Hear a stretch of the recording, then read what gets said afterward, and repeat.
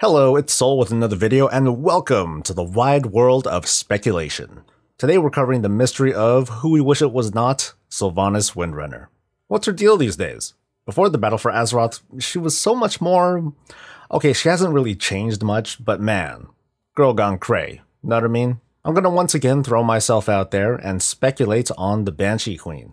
What's she up to? Where's her story going? What loot will she drop after we kill her? Okay, I'm just kidding about the last part. But there are many Sylvanas fans, even haters out there, who are confused about her developments, but at the same time, they're impatiently holding their breath to see what big payoff Blizzard has in store for us. Among fellow speculators are some mind-blowing theories that are quite plausible, and I hope that what I have to share today is also reasonably possible, but maybe not as mind-blowing. So strap in and prepare for them spoilers. I'm gonna tell you a story.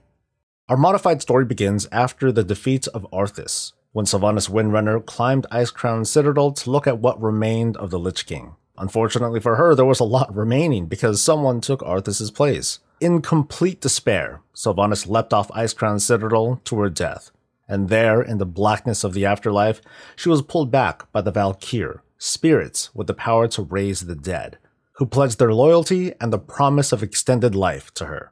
Sylvanas left Icecrown Citadel with not just the Valkyr, but the unshakable fear of death itself. And then time passed without too much incident, other than her getting shot and some lost Valkyr, of course. Now here's what we don't know, and this is the foundation of my theory. Sylvanas now has the allegiance of the Valkyr, former servants of the Lich King. But the Valkyr didn't just pop up out of nowhere. The Lich King created them. But the Lich King didn't create them out of nothing either. He learned about the Valkyr by speaking to the Vrykul that were loyal to him, and after some trial and error, was able to create his own. The original Valkyr were created by Odin, one of the Titan Keepers, and the first Valkyr was his adopted daughter, Helya.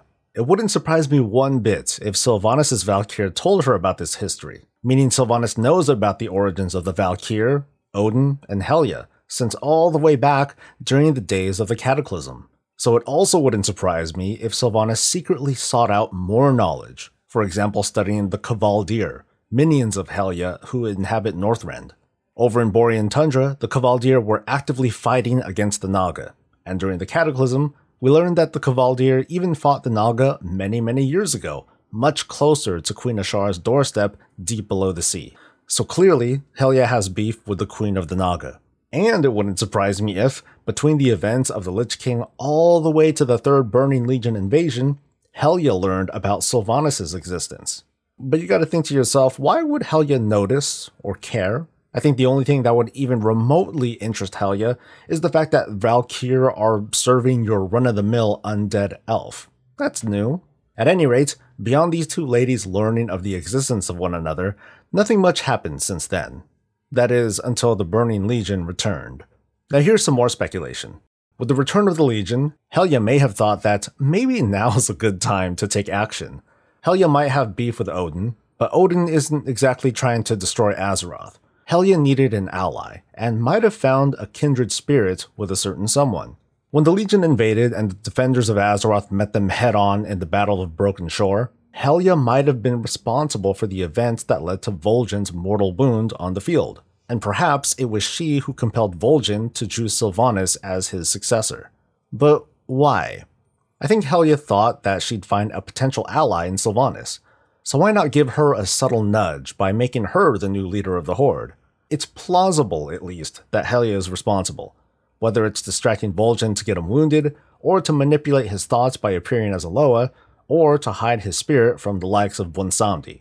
As Warchief, Sylvanas' first and only campaign during the Legion invasion wasn't to the front lines, or to Argus, it was to Stormheim, and she had the single mission of traveling to Helheim and meeting Helya. How did Sylvanas get all this information, know where to go, and slip by Helya's defenses? It could be because they've already contacted each other, and Helya just rolled out the red carpet. Now you might be wondering, hey, why hasn't Sylvanas said anything about this to anybody other than maybe Nathanos? I think that if you brag about how you know about and are talking to an ex-Titanforged person turned spirit of death who might grant you power over mortality, you might be asked a few too many questions, especially if at one point you're under the thumb of someone like him. So if you're still with me, so far I'm running with the theory that Sylvanas and Helya learned of each other and are meeting for the first time in Helheim. Cool? Cool. We do know that Helya and Sylvanas make some sort of deal, and Helya gives her an item called the Soul Cage, which can enslave the current queen of the Valkyr, Aegir, which will allow Sylvanas to force her to create more Valkyr. We don't know if there was more to this deal, so this is what I speculate. Helya has enemies with the Naga, and she has a certain hatred for Odin. Real quick backstory, by the way, Odin thought to himself way back in the day, hey, you know what we should have? An immortal army made from the spirits of the strongest and bravest Vrykul. Helya was like, no, I think that is a totally terrible idea. But Odin was like, no, I think this is a great idea, and he turned Helya into the first Valkyr like boom. And now she can gather these spirits. She was clearly not pleased, and at some point, I'm kind of skipping ahead here, she locks Odin in a different plane, just like how she helped lock the elemental spirits into different planes around the time of the end of the Black Empire. She's pretty darn capable. Anyway, neither she nor Sylvanas are really the type who simply serve someone without wanting something in return. So I think Helya and Sylvanas enter some sort of pact or partnership, knowing that in the end, they're going to be looking out for themselves first. After all, during this invasion, Helya was in possession of Illidan's soul, and Sylvanas didn't really lift a finger to spare Helya in the end. The current terms for this partnership were very short-lived though, whatever they were. Sylvanas failed to enslave Aegir before again Greymane destroyed the Soul Cage. Go him. But we don't know if there was any blowback from Sylvanas' failure, or if she even cared. Maybe the Soul Cage was a token of good faith for the future. That future unfortunately was cut short when Odin ordered Helya's death, and it happened. Or did it? Later, during the events of Battle for Azeroth, we get a not-so-subtle hint that Helya is still alive and kicking. That could mean that either Helya resurfaced recently, or she was never truly defeated in the first place, and she may have maintained contact with Sylvanas. This supports the reasoning why Sylvanas' tone has been consistently about mastering death, because she's got one of the oldest masters of death on speed dial.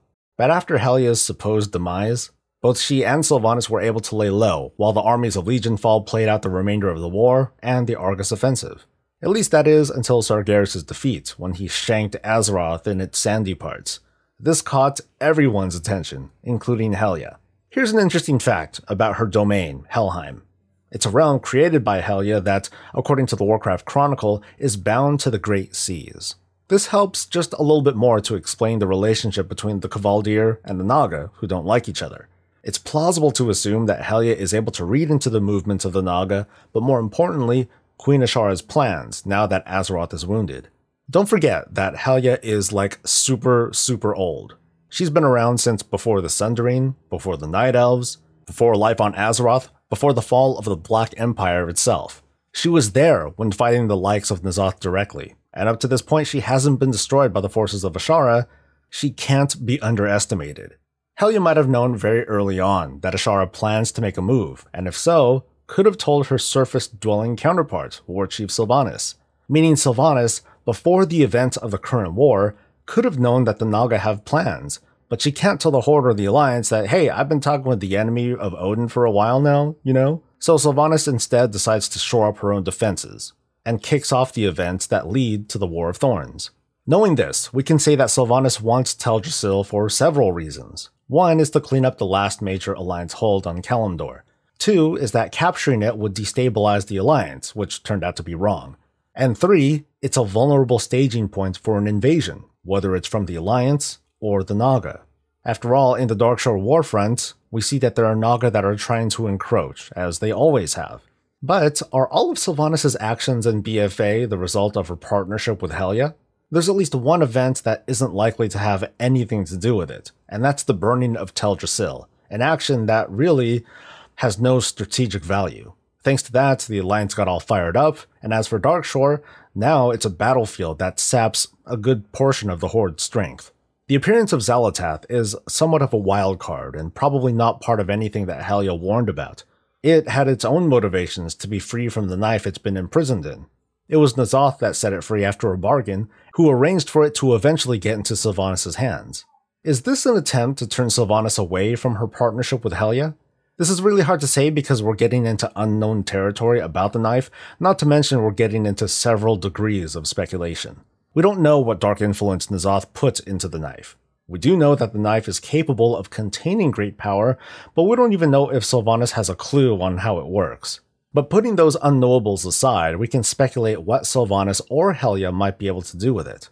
The blade may be able to capture a piece or all of N'Zoth. That would give the wielder immense power, but that's also assuming that the blade will allow the user to have control over the power inside it. Maybe, maybe not.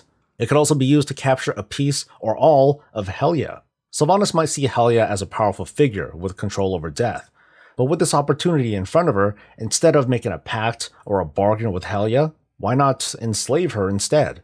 After the events with Aegir, I wouldn't put it past Sylvanas, and to Helya, it would be a little bit ironic. I also wouldn't put it past N'Zoth to manipulate Sylvanas into capturing Helya because it's actually N'Zoth who wants Helya's power for himself. At the hour of her third death, she will usher in our coming. Helya was turned into a Valkyr, and then was defeated by the class orders. Will she meet a third and final end that fulfills an old god prophecy? Finally, the strangest thing about Sylvanas' behavior during this expansion is how she's been drawing a bad rap from both friends and foes, and she doesn't seem to care. When trying to rationalize this, all I can think of is that Sylvanas feels like it really doesn't matter. In the 8.2 datamine text, which is all subject to change, she expects many casualties during the offensive in Nazjatar. It leads me to believe that she expects to obtain this mastery over death not long after, and that she'll be able to raise the fallen. They will serve death. They will serve me. Helya seems to be a pretty good fit for all this knowledge Sylvanas seems to have in advance, as well as the confidence that she has that she'll come out of everything on top. Helya is a likely candidate to be the one who influenced Sylvanas' rise to the leadership, even if Sylvanas herself didn't know it. I get that towards the end of this piece, the theories start to get a little wonky, because we're working with much less known information. Theories based on theories, you know what I mean? But for all these guesses that I'm prepared to be wrong about, I'm most confident that by the end of this whole Sylvanas arc, she's not going to come out vindicated, or forgiven, or the hero of the story. She is still the product of her actions. She's acting in her nature, controlling, distrustful, fearful, desperate to avoid meeting the inevitable yet again. Anyway, thanks for watching, and I hope you enjoyed the ride. Please keep your hands in the boot till the train comes to a stop, and before you exit, please check for your belongings, leave a comment, like, and hit that sub button for more of this, and all things Warcraft. Enjoy the rest of your day, and we'll see you later, and until then, stay safe, stay happy, and stay breezy.